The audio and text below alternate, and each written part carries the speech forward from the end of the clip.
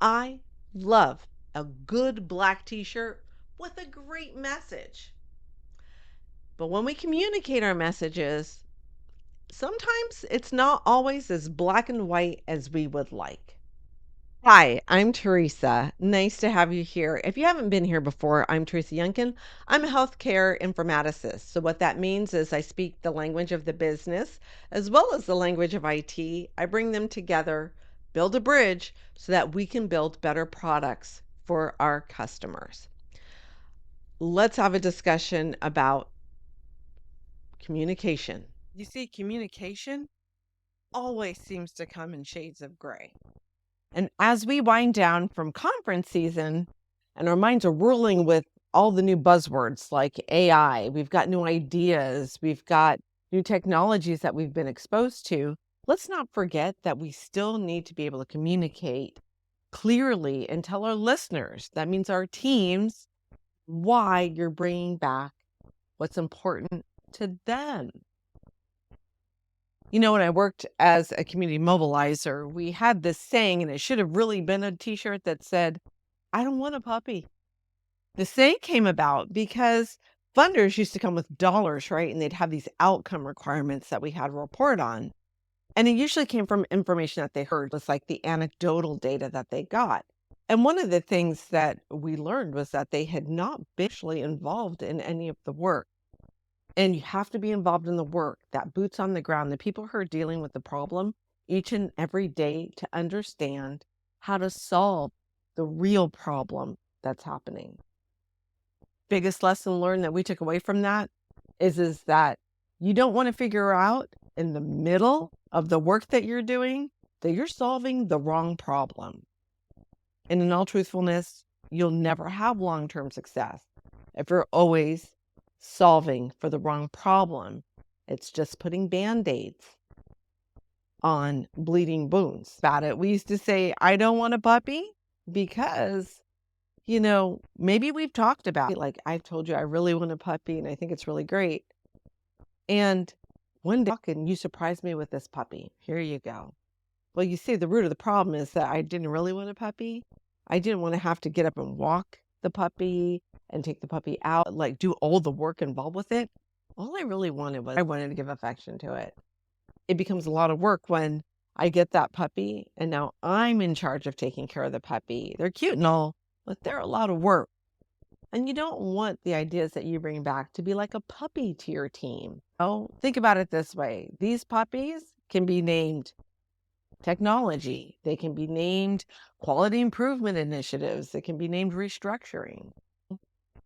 AI is going to have a huge impact in our industry. It's having a huge impact now. And what we need to do is to be real about the developments that are going to come and how it's going to affect the development of our strategic plans. We don't want to be creating solutions that's going to turn into a puppy for our team. We want them involved. We need to be talking about it at all times. And here's 3 questions I want to give to you that you can ask your team to make sure that you're addressing the real problems, that you're communicating it in a way that is maybe not black and white, but a shade of gray. First question is, what do you hear me saying? Right? You want to make sure that the message is being heard with the right intent. That when you come back and you talk about all these great things that you've seen and that you found, that people don't feel like that's going to be a puppy. Oh, great. It's just more work for us. Second question, where can this fill in the blank bring value to your work? You can say, where can this AI technology bring value to your work? Where can this quality improvement initiative, where can this restructuring bring value to your work? And then the third and the last question is, what would you call a win if we went forward with this initiative? Those 3 questions are going to help us make sure that when we ask the questions, we're being solution focused, not problem focused. And why do I say that? We all know that there's a problem there, but we want to help our teams move from being problem focused to solution focused. And that's why you ask these questions in a way that is going to help people feel like they're being heard. Because when people feel like they're being heard, they're more likely to engage because you're having a dialogue. It's different if I come to you and say, this is a project that we're going to work on. What are your questions? As opposed to, I think that there's a problem that needs to be solved. Can you help me identify the problem and then help me find the solution? These 3 questions will help you do just that. Just by reframing a tiny bit, you can get more engagement from your teams. And it's going to be crucial and critical as we start to bring in more technologies that are going to change quickly, as we talked about last week.